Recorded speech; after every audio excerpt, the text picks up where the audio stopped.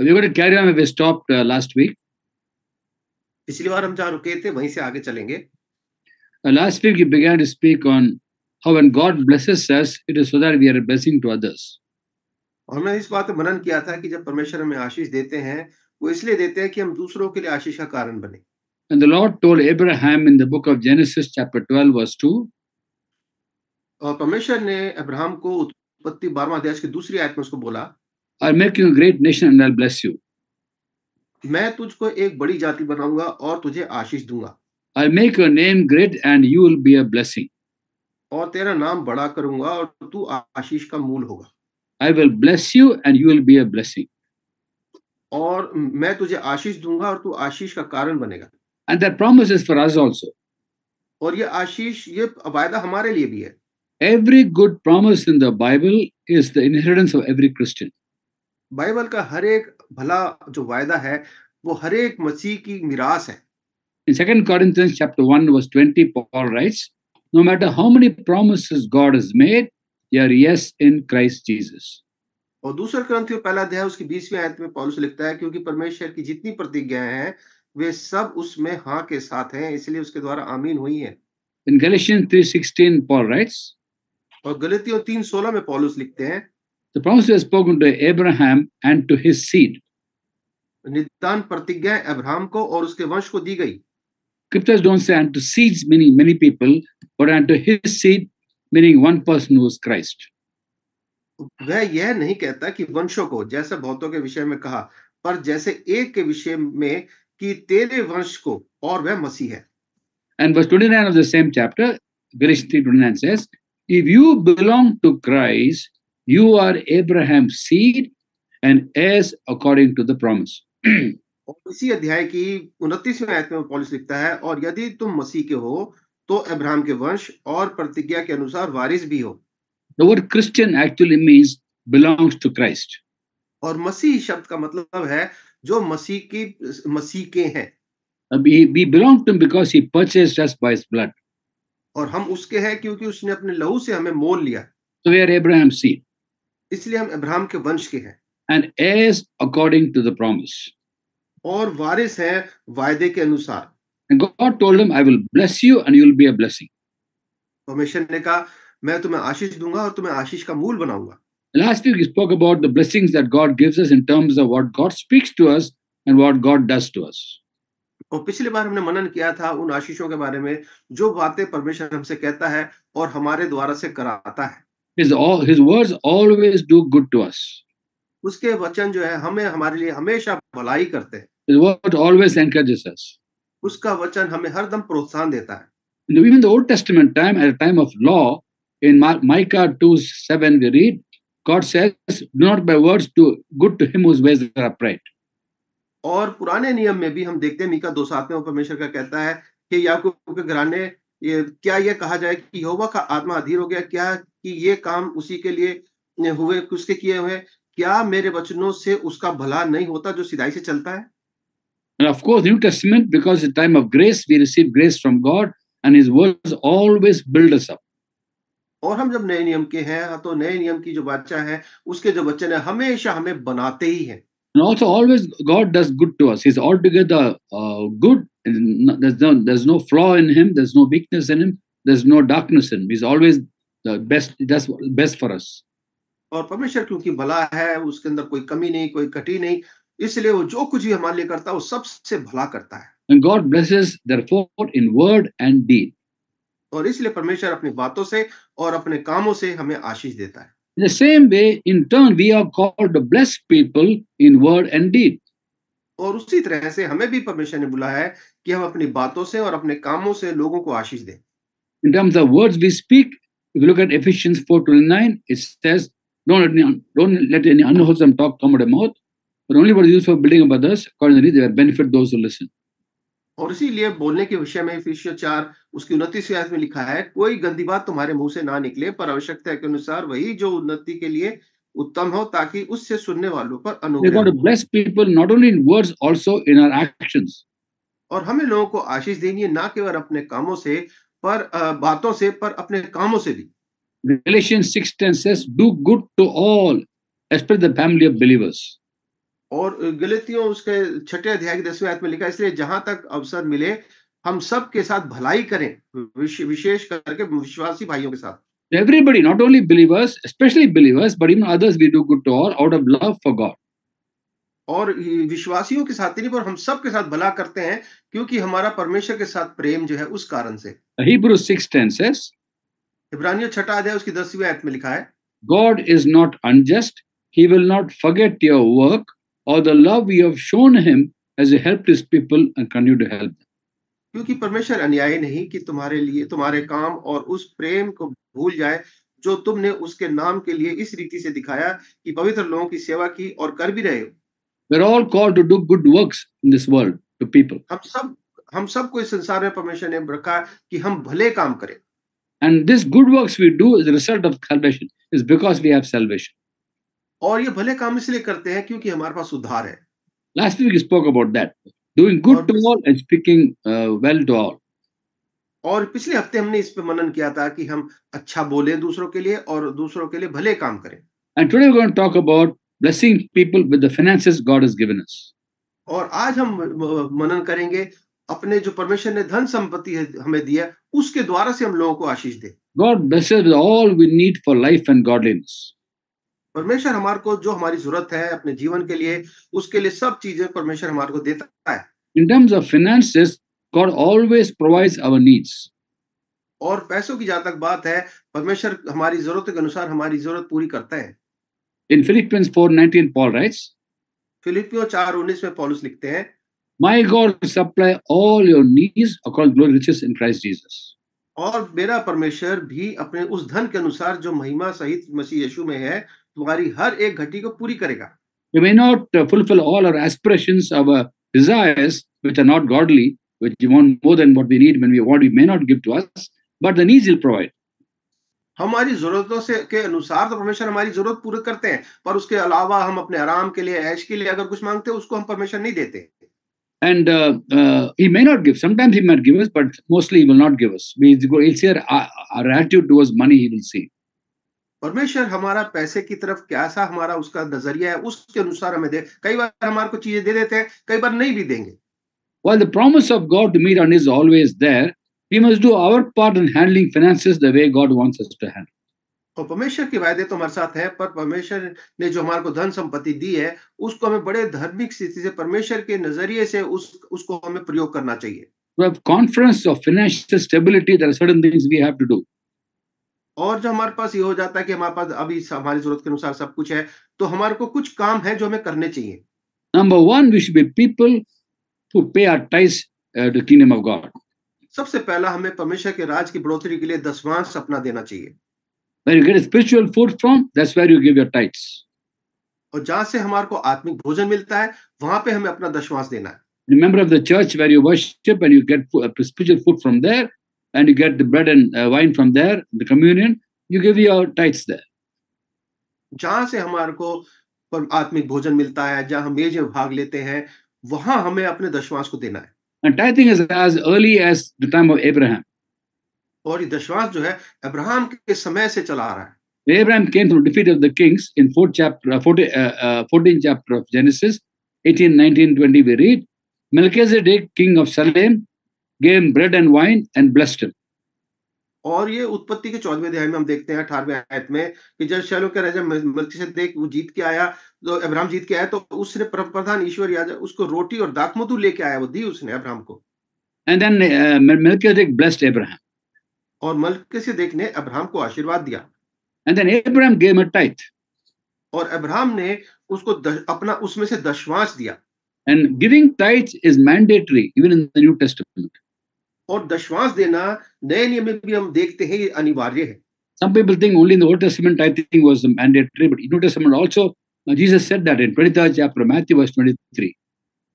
और ये लोग सोचते हैं कि ये दशवांश तो पुराने नियम की बात है, पर नए नियम में भी हम देखते हैं मत्ती में प्रभु यीशु मसीह ने बोला 23वें अध्याय में कि वो हमें दशवांश देना है। Chapter 23 verse 23. 23वें अध्याय की 23वीं आयत में। And then so when you pay our tithes, we are just people who are not robbers. That's all. और जब हम दशवांश देते हैं तो हमारे को जो ये है कि हम एक तरीके से कि हम परमेश्वर का पैसा चुरा नहीं रहे। Now, in the Old Testament time, in Malachi chapter 3, verse 9, 10, the Lord says, "You are robbing me." He told the people of God, "You are robbing me by not paying your tithes." और पुराने नियम में जब लोग ऐसा कर रहे थे, परमेश्वर को दशमांश नहीं दे रहे थे, मलाकी तीसरा अध्याय 9वीं-10 में परमेश्वर कहते हैं लूटते हो।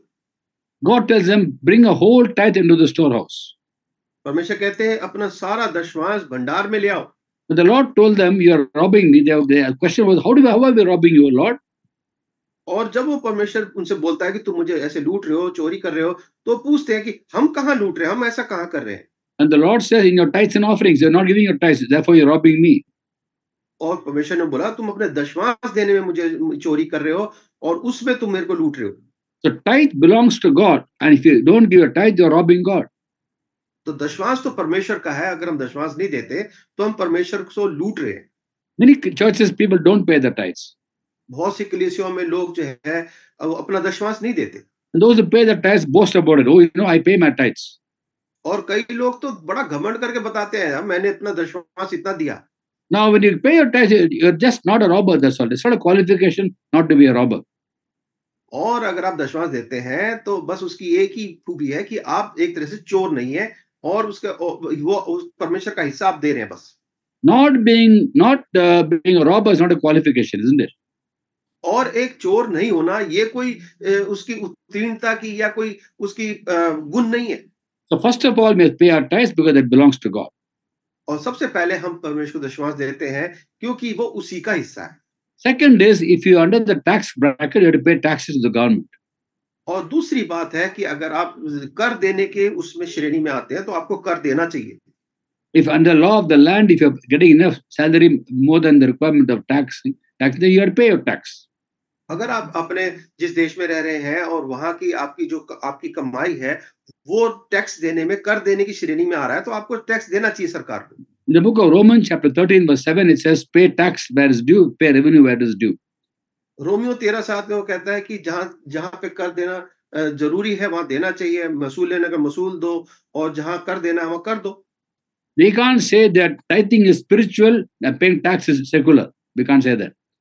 हम ये नहीं कह सकते कि दशमांश देना तो सब टेंथ इज सेकुलर।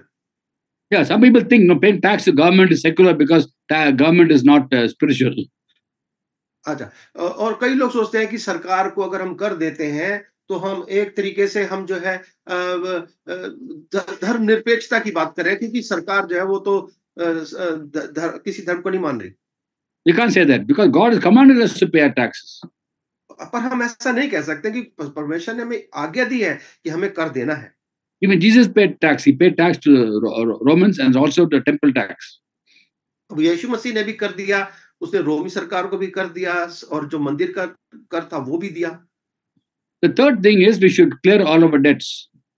और तीसरी बात है कि हमारे को अपने सारे कर्जे को जरूर पूरा करना चाहिए। Romans 13:8 says, रोमियो 13 अध्याय उसकी 8वीं आयत में लिखा है, "Let no debt remain outstanding except the continuing debt to love one another." आपस में प्रेम से छोड़ किसी और बात के कर्जदार ना हो क्योंकि जो तुम्हारे से प्रेम रखता है उसी ने व्यवस्था पूरी की है। So we have to pay our debts, clear our debts, and then when you clear our debts, then we are free to do what we want with our money. और जब हमें अपने कर्ज को जरूर उतारना है और हम जब कर्जा उतार देते हैं उसके बाद जो हमारे पास पैसा बचता है वो हमारे पास आजादी है कि हम उसको कैसे भी खर्च करें। And the fourth thing is actually giving. Giving is more than tithing. और अब चौथी बात जो आ जाती है वो है दान देना। देना वो दशमांश से हटके है। In the New Testament, there's no limit to giving. और नए नियम में देने के ऊपर कोई सीमा नहीं है। And when you give to the kingdom of God and beyond that to people who are in need, then it's a blessing. और जब हम परमेश्वर के राज्य के लिए और जो लोग जरूरत में उनको देते हैं तो वो तो हमारे को परमेश्वर वो एक बड़ी आशीष का कारण बनता है हमारे लिए। Acts 20:35 says, quoting Jesus in the book of Acts written, "Is blessed more to give than to receive." और प्रेरितों का 20वां अध्याय की 35वीं आयत में लिखा है कि लेने से देना धन्य है। Now, when the Bible talks about abundant life, that abundant life is not necessarily abundance of possessions. और जब बाइबल बात करती है बहुतायत के जीवन की तो बहुतायत का जीवन का मतलब ये नहीं कि हमारा बहुत सारी संपत्ति हमारे पास है। Abundant life is abundance of peace, abundance of joy, holding on to God's promises, being rich with the promise of God, having confidence of prayers being heard, having confidence of our promise being fulfilled, God's promise being fulfilled. और बहुतायत का जीवन ये है कि हम परमेश्वर को जानते हैं, उसके वचन में पढ़ रहे हैं, हमारी प्रार्थना परमेश्वर सुनता है और हम उसके वायदे जो है हमारे जीवन में पूरे हो रहे हैं, ये बहुतायत का जीवन है। Having peace and joy of the Lord all the time. परमेश्वर की शांति और आनंद हमारे हृदय में हर दम बनी रहती है। That's abundant life. ये है बहुतायत का जीवन। In Luke 12:15, Jesus says, a man's life does not consist in the abundance of his possessions. और लूका 12वां अध्याय की 15वीं आयत पर यीशु मसीह ने कहा, क्योंकि किसी के जीवन उसकी संपत्ति की बहुतायत से नहीं होता। So many people think abundant life means a lot of money, having a lot of money. और इसलिए बहुत से लोग सोचते हैं कि बहुतायत का जीवन मतलब बहुत सारी धन संपत्ति होना। Now, God in His wisdom, in His sovereignty, might choose to give some of us more money than we need. और परमेश्वर अपनी खुद की स्वतंत्र इच्छा में उसकी मर्जी से वो कईयों को जरूरत से ज्यादा दे देते हैं। Why does He give us? क्यों दे देते हैं ज्यादा? He gives us so that we can be generous on every occasion. वो हमें इसलिए ज्यादा दे देते हैं ताकि हम बड़ी उदारता के साथ हर परिस्थिति में दूसरों को दें। Whatever He has given us already, how we use it, He'll see. हम जो परमेश्वर ने हमें दिया है, परमेश्वर देखते हैं कि हम उसको कैसे प्रयोग कर रहे हैं। 2 Corinthians 9:11 says, दूसरा कुरिन्थियों 9वां अध्याय उसकी 11वीं आयत में लिखा है, "You will be made rich in every way, you can be generous on every occasion." कि तुम हर बात में सब प्रकार की उदारता के लिए जो तुम्हारे हमारे द्वारा परमेश्वर का धन्यवाद करती है, धनवान किए जाओ। So God make certain Christians rich in money also. What is the purpose of that? That they can be generous on every occasion. परमेश्वर जो है कुछ मसीह लोगों को बहुत धनवान बना देती है, इसलिए बनाती है कि वो उदारता के साथ हर परिस्थिति में उदारता के साथ जीवन वो बांटे। They can distribute their wealth to people who are in need. अपनी संपत्ति को जो बहुत जरूरत में है उनके साथ बांटे। The book of Acts, chapter 4, verse 34, we read. फिर तो हम चौथा अध्याय उसकी 34वीं आयत में हम पढ़ते हैं। The first century church, nobody had any needs. कि वहां पे लिखा है कि पहली शताब्दी की जो कलीसिया थी उसमें किसी को किसी चीज की जरूरत नहीं थी। How come nobody had any needs? कैसे था कि किसी को किसी बात की कमी नहीं थी? That's because those who had land or possessions sold what they had and gave to anybody who had need. वो इसलिए था क्योंकि जिनके पास भूमिया घर थे वह उनको बेच कर बाकी की वस्तुओं को दाम लेते और उसे प्रेरितों के पैर में रख देते थे। There were rich people in the church, and when they found other people not having enough money, they sold what they had and gave to anybody who had need. और जो कलीसिया में जिनके पास था वो जब देखते थे कलीसिया में कुछ लोग हैं जो जिनके पास नहीं है तो उनके पास जो है उसको बेच के उन्हें बांट देते थे। That's so everybody's need was met. Those who had plenty gave to those who were not very in need. और इस तरह से सबकी जरूरत पूरी हो रही थी, क्योंकि जिस पर बहुतायत से था वो जिनके पास नहीं था उनके साथ बांट के सब। Today's world, 21st century Christians say, "Oh, this is not practical today." God's word is always practical at all times. 21वीं हमारी इस शताब्दी के लोग कहते हैं कि अरे ये ऐसा तो अब मुमकिन नहीं है, ये ऐसा तो मतलब ऐसा करना ठीक नहीं है, पर परमेश्वर का वचन हर समय एक सा है, सबके लिए अभी भी ठीक है। They gave first to God and they gave to others who are in need.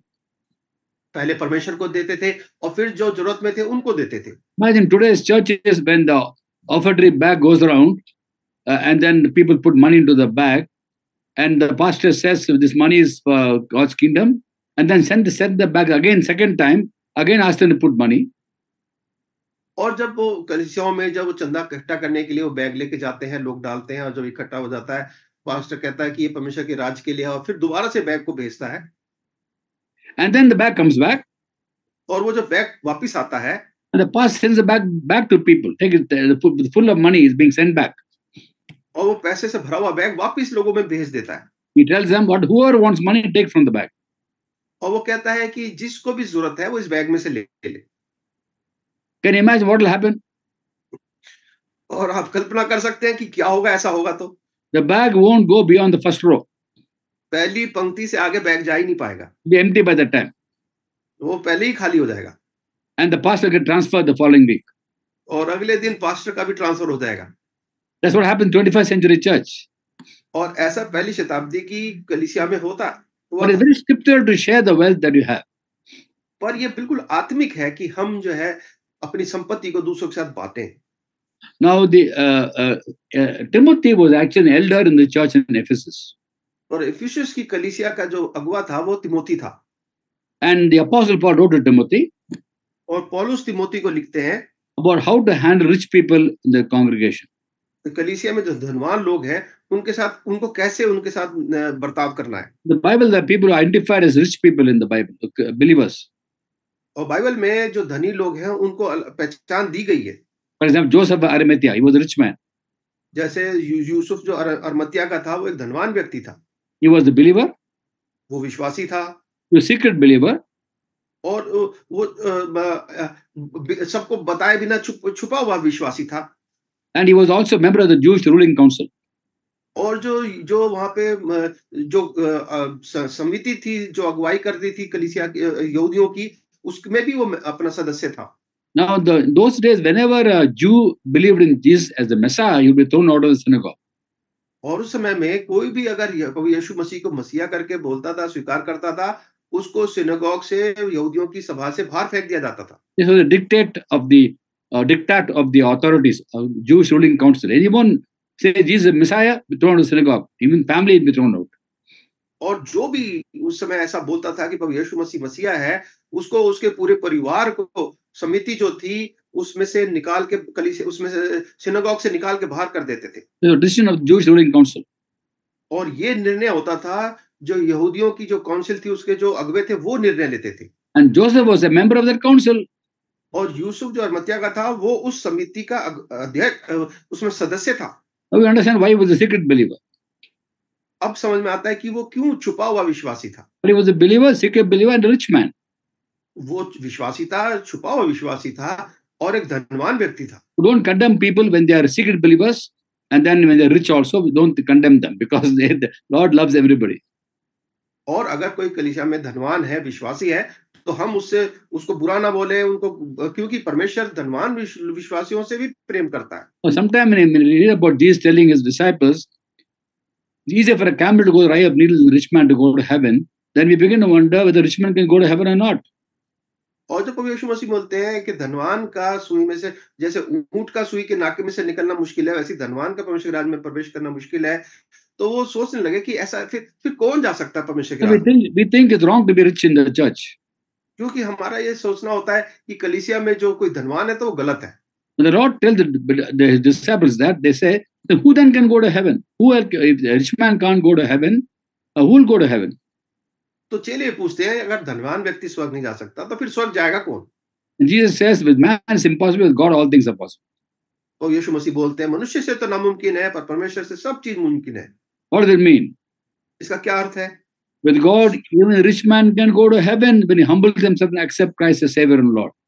कि अगर एक धनवान व्यक्ति अपने आप को नम्र करता है और प्रभु यीशु मसीह को अपना उद्धारकर्ता स्वीकार करता है, तो वो भी स्वर्ग जा सकता है। So rich people in the churches, तो कलीसिया में धनवान व्यक्ति थे, लोग थे। and in Ephesus there were rich people in the church. और इफिसुस की कलीसिया में भी धनवान लोग थे। And Paul advised Timothy, who was the elder in the church, how to deal with rich people in the church.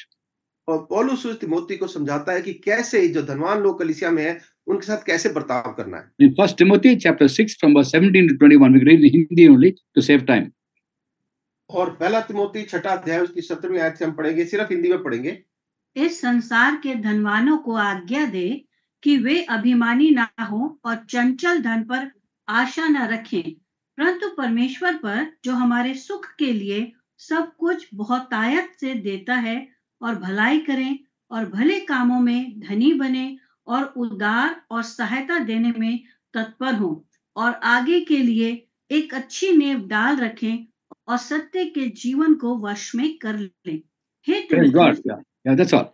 So he's saying, command them to be rich in good deeds, not to be arrogant, not to put their hope in wealth. वो कह रहा है धनवानों को आज्ञा दे कि अभिमानी ना हो, चंचल धन पर आशा ना रखें। Now God gives everything for our enjoyment. परमेश्वर सब कुछ हमारे को हमारे आनंद के लिए, खुशी के लिए हमें देते हैं। So nothing wrong enjoying your wealth. अपनी संपत्ति का आनंद लेना, इसमें कुछ गलत नहीं है। But then you must be generous towards others. पर साथ साथ हमें उदारता से दूसरों को भी देना है। So the commandment to rich people was, don't put your hope in wealth, which is so uncertain. Put your hope in God, who blesses you richly for enjoyment. तो आज्ञा ये दी गई थी धनवानों को कि वे अभिमानी ना हो, चंचल धन पर आशा ना रखे, पर परमेश्वर पर जो सब सुख का मूल है, सब कुछ उसको बहुतायत से दे। Be rich in good deeds. भलाई के कामों में धनवान बनो। Be generous and be willing to share. और उदार और सहायता देने में तत्पर हो। In this way, store up treasures as a firm foundation of the coming age. और आगे के लिए एक अच्छी नींव डाल रखें और सत्य जीवन को वश में कर लें। You will take hold of life that is truly life. और हम ऐसा करेंगे तो वास्तविक जीवन जो है उसको हम अपने हाथ में ले लेंगे। So true life is in giving to people, and that way storing up treasures in heaven. और सत्य जीवन यही है कि हम उदारता से दें और स्वर्ग में अपने लिए धन इकट्ठा करें। But the fact is, all of us go through sometimes times of plenty, times of need. और हम सब जो है कभी बहुतायत से पैसा होता है, कभी हमारे पास कमी भी होती है। Now, whatever the Apostle Paul wrote and he taught, he practiced first. और पौलुस जो भी कहता था वो पहले उसको अपने जीवन में उसको काम में भी लाता था। When Paul writes to Timothy to tell him how to handle rich people, he also, when he was rich, he practiced it. और पौलुस जब तिमोथी को बताता है कि कैसे धनवान लोगों को उसने संभालना है, तो वो उसको खुद करके भी दिखाता है। So, time when Paul was quite wealthy, look at it, enough resources. At the time, he was also in need. और पौलुस के समय जीवन में भी कई बार ऐसा उसके पास बहुत सब चीज उपलब्ध थी, कई बार उसके पास जरूरत भी थी, कमी भी थी। Now, in Philippians 4:13, when he says, "I can do everything through him who gives me strength," what's the context of that?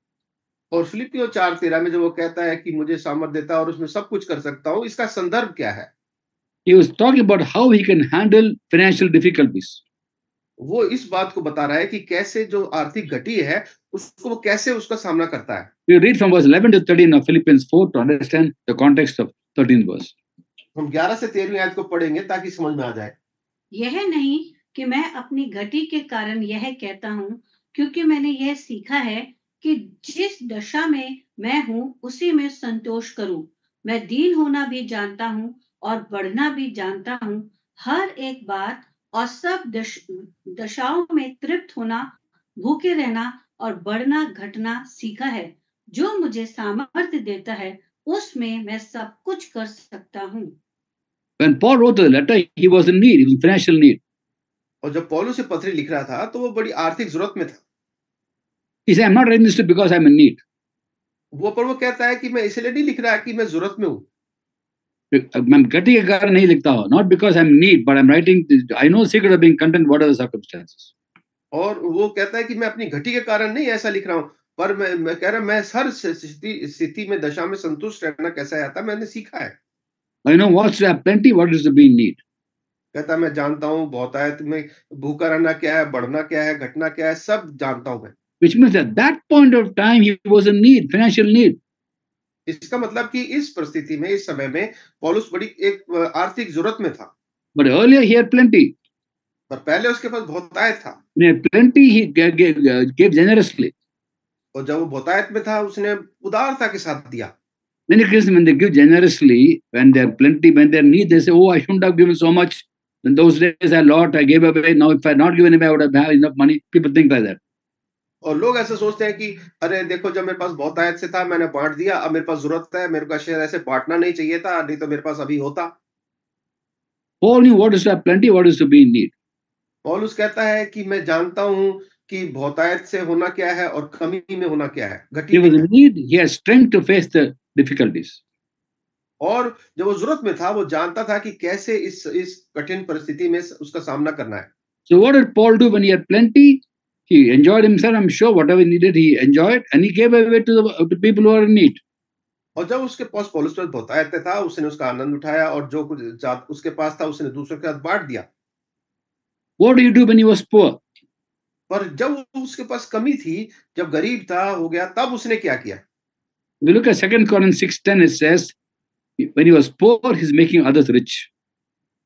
और दूसरा कुरिन्थियों 6 अध्याय उसकी 10वीं आयत में लिखा है कि कंगालों के जैसा है परंतु बहुतों को धनवान बना देते हैं। For example, maybe you can read the 3 verses, 8, 9, 10 of 6th chapter of 2 Corinthians. It talks about what he went through in the ministry. Very, very encouraging for us. 2 Corinthians 6th chapter, 8 to 10 in Hindi, if you can read. दूसरा कुरिन्थियों 6 अध्याय 8 से 10 पढ़ लेंगे।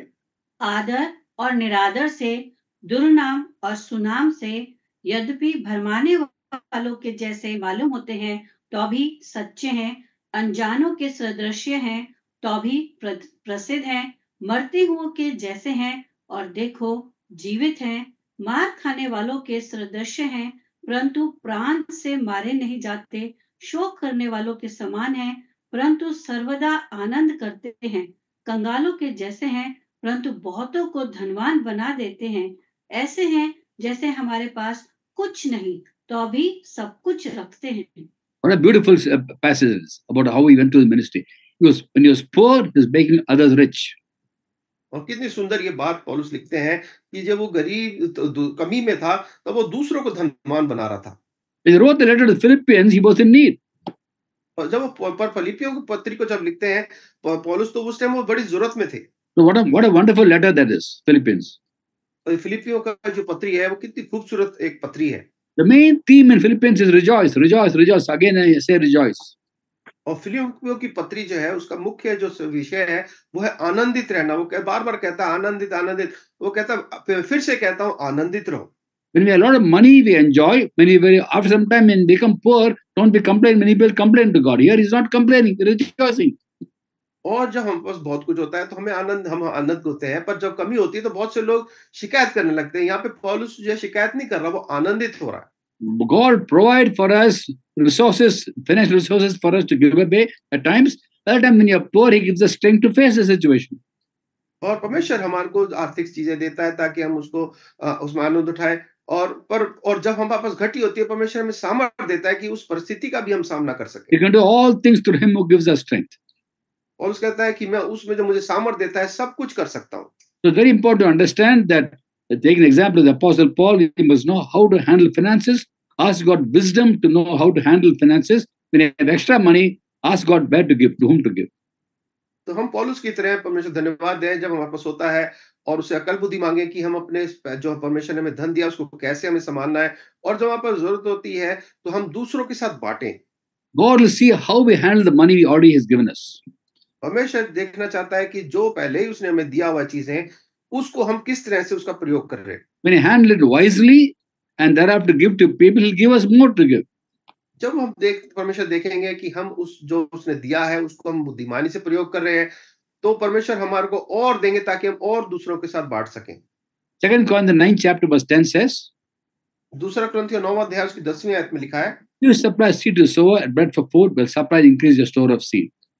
जो बोने वाले को बीज और भोजन के लिए रोटी देता है वह तुम्हें बीज देगा और उसे फलवंत करेगा और तुम्हारे धर्म के फलों को बढ़ाएगा। So when you distribute your wealth, it's like a farmer sowing seed. If you sow the seed, God gives us more seed to sow. और ये बीज जो है एक तरह से धन संपत्ति जो परमेश्वर देता है उसकी तरह है। जब हम परमेश्वर हम बोते हैं परमेश्वर हमें और देते हैं। Maybe we read the entire passage from verse 6 to 11. 2 Corinthians chapter 9, 6 to 11, you read, it gives a beautiful understanding of how to handle our financial resources. दूसरा कुरिन्थियों 9वां अध्याय 6 से आगे हम पढ़ेंगे। परंतु बात तो यह है कि जो थोड़ा बोता है वो थोड़ा काटेगा भी, और जो बहुत बोता है वो बहुत काटेगा। हर एक जन जैसा मन में ठाने वैसा ही दान करे, ना कुड़ के और ना दबाव से, क्योंकि परमेश्वर हर्ष से देने वाले से प्रेम रखता है, और परमेश्वर सब प्रकार का अनुग्रह तुम्हें बहुतायत से दे सकता है, जिससे हर बात में और हर समय सब कुछ जो तुम्हें आवश्यक हो तुम्हारे पास रहे, और हर एक भले काम के लिए तुम्हारे पास बहुत कुछ हो, जैसा लिखा है कि उसने बिथराया, उसने कंगालों को दान दिया, उसका धर्म सदा बना रहेगा। सो जो बोने वाले को बीज और भोजन के लिए रोटी देता है वो तुम्हें बीज देगा और उसे फलवंत करेगा और तुम्हारे धर्म के फलों को बढ़ाएगा, कि तुम हर बात में सब प्रकार की उदारता के लिए जो हमारे द्वारा परमेश्वर का धन्यवाद करवाती है धनवान किए जाओ। It's a very beautiful passage. So the word says here, God loves a cheerful giver. और बड़ी सुंदर ये भाग हमने पढ़ा, और परमेश्वर कहता है कि जो उदारता से देता है परमेश्वर उससे प्रसन्न होता है। Don't give reluctantly under compulsion. तो कुड़कुड़ाते हुए और जोर जबरदस्ती से देने की बात ना करें। Apart from giving to God's kingdom and to people, we are also called to be people who help the poor. और परमेश्वर के राज के लिए दशमांश देना अपने दूसरी दान देने, उसके अलावा परमेश्वर ने बुलाया कि हम गरीबों को भी दें। Giving to the poor is a very godly trait and pleases God. और गरीबों को देना जो है इससे परमेश्वर बड़े प्रसन्न होते हैं। Proverbs 19:17 says, "He who is kind to the poor lends to the Lord and will be repaid what is done." We are lending to God. Can you imagine what a statement that is? Giving money to the poor is like lending money to God. Proverbs 19:17. और नीति वचन 19:17 में लिखा है, जो कंगालों पर अनुग्रह करता है वह यहोवा को उधार देता है और वह अपने इस काम का प्रतिफल पाएगा। So don't think that you shouldn't give to poor people. Oh, they don't deserve. See, in our country we have this theory of karma that we're paying for sins of the past life, and so because of that they're very insensitive to the poor people. और हमारे देश में बहुत से लोग सोचते हैं कि भाई ये पिछले जन्म के काम है, इस कारण से ऐसे हैं, इसलिए वो जो गरीब लोग हैं उनकी तरफ उनकी भावना जो है उनका ध्यान नहीं देते। There's no previous life. There's only one life. There's no reincarnation. तो ये पुनर्जन्म कोई बात ही नहीं है, ये बेकार की बात है, सिर्फ एक ही जीवन है हमारा। And therefore, you should be kind to the poor. When you're kind to the poor, you're lending to God, and God will repay you for what you have done. और जब हम कंगालों को देते हैं, तो हम परमेश्वर को उधार देते हैं और उसका फल प्रतिफल पाएंगे। No doubt, we must be wise in giving because sometimes they use it for drugs and for other things in our country. It happens poor people, men especially. But you must be wise in giving. But they are in need, and we must provide for them. Pleases God when you give. तो हमें बड़े ऐसा नहीं कि हमें सबको देना, बड़े बुद्धिमानी से देना है। जैसे कि बहुत से लड़के हैं वो नशे में उसको प्रयोग करते हैं, तो पर हमें जो है ध्यान से, पर जो जरूरत में है उनको हमें देना है। Similarly, we have to take care of our family members. और उसी तरह से हमें अपने परिवार के लोगों का भी ध्यान रखना है।